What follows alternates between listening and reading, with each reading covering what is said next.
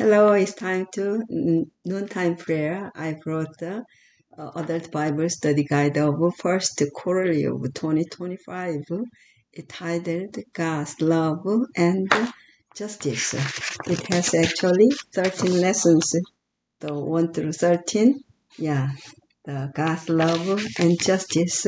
There are, you can see the scale and center. There are Jesus, the love and justice. It make the balance scale.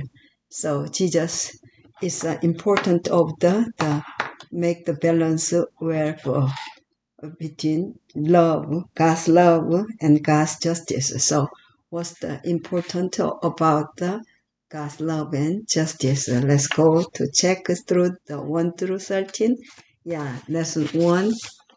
God loves freely. 2. Covenantal love. 3. To be pleasing to God. 4. God is passionate and compassionate. 5. The breath of divine love. 6. God's love of justice. And 7. The problem of evil. 8. Free will, love, and divine providence. Yeah, today's I gonna read lesson 8. Already the time fast. The January, February. Yeah. And 9, the cosmic conflict.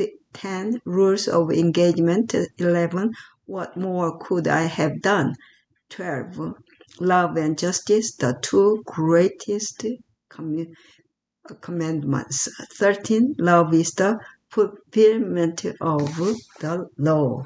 Yeah, so, the time like gone. Free will, love, and divine providence. Read for this week's study, Luke 13:34, Jeremiah 32:17 through 20, Hebrews 1:3, Deuteronomy 6:4 and 5, Ephesians 1:9 through 11, John 16:33. Memory text comes from the Book of John. Book of John 16:33. Yeah, I have allergy too. When I read the start, not just starting time, maybe 1 or 2 minutes later, I I just make the sneezing. So I guess it is so kind of reading, allergy, not just from the dust, that book. Yeah, I don't know. And providence. Providence is the term used to describe God's action in the world. How we think about God's providence makes a huge difference in how we relate to God, how we relate to others, and how we think about the problem of evil.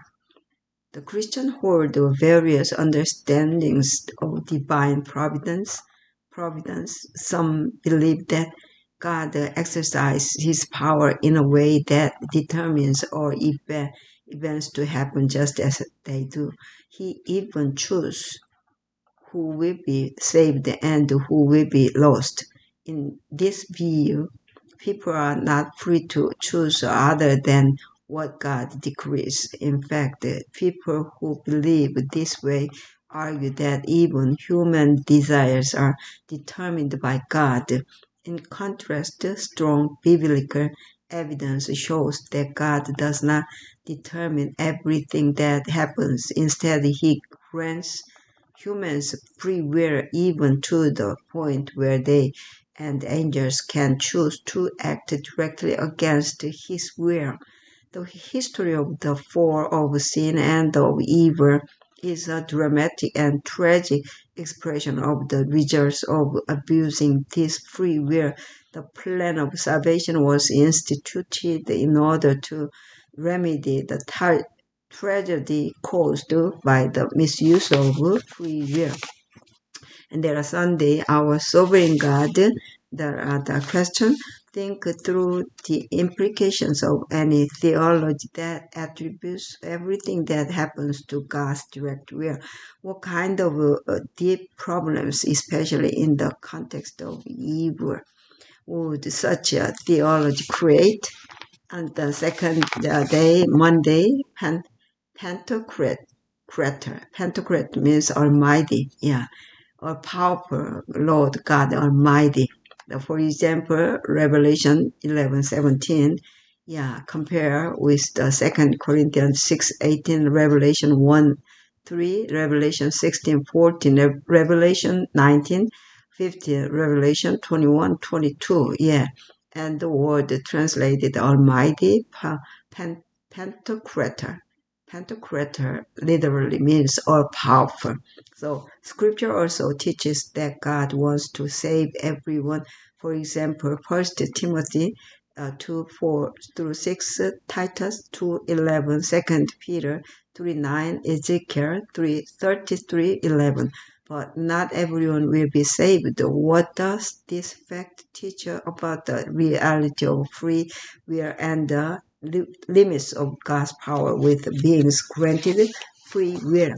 And Tuesday, to love God. Yeah, the greatest commandment to love God provides evidence that God does indeed want everyone to love Him. However, not everyone does love God. Why then? Does God simply not make everyone love Him? Again, that is because love to be loved must be freely given. So what have you done that you knew God didn't want you to do? What does this teach about the reality and the possible frightful consequences of free will? And Wednesday, God's idea and remedial wills. Remedial wills. Today is Wednesday, yeah. So read Ephesians 1:9 through 11. What is this text saying about predestination? Are some people predestined to be saved and others to be lost?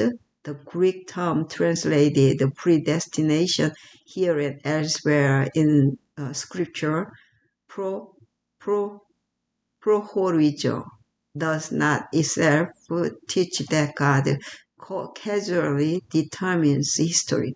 Rather, the Greek term simply means to decide beforehand. Of course, one can decide something beforehand or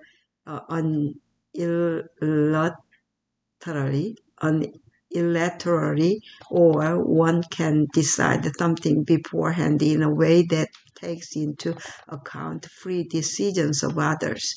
Scripture teaches that God does the latter here and elsewhere. For example, Romans 8:29-30, the term translated predestined refers to what God plans for the future after taking into account what God foreknows about the pre-decisions of creatures. Thus, God can providentially guide history to His desired good ends for all, even while respecting the kind of creaturely freedom that is required for genuine love relationship. Ephesians 1:11 proclaims that God works all things according to the counsel of His will. Does this mean that God determined everything to happen just as He desires? Read in isolation. Ephesians 1:9 through 11 might seem to affirm this view. However, this interpretation would contradict the many texts we saw earlier that show that people sometimes reject the will of God.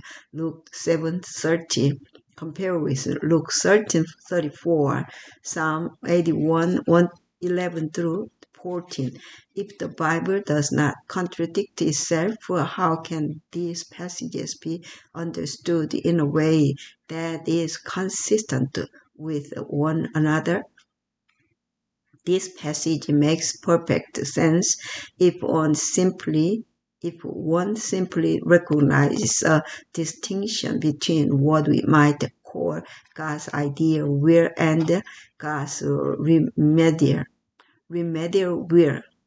God's ideal will is what God actually prefers to occur occurred and which would occur if everyone always did exactly what God desires. God's remedial will, on the other hand, is God's will that has already taken into account every other factor, including the free decisions of creatures, which sometimes depart from what God prefers.